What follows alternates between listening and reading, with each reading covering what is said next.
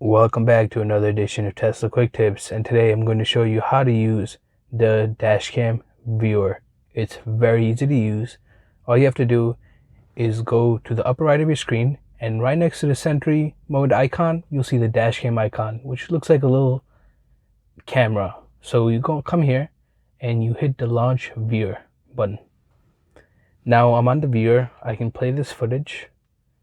This will show your left side of the car. If you hit this screen, it'll come right here. It'll show you the right side. You want to see the back, hit this. It'll show you the back.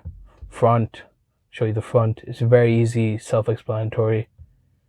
Let's say you want to scrub through the footage. You want to come somewhere in the middle. You can do that too. Let's say you want to delete the footage. Come right here and hit the trash can button, and you can delete the footage as well. Let's say you want to view other footage. You can hit this little menu option. You can either go to Dashcam, Sentry, or All. It's that easy. Anyway, that's it for this one. If you like this video, hit that like button. If you want to see more future Tesla content, hit that subscribe button. Peace out.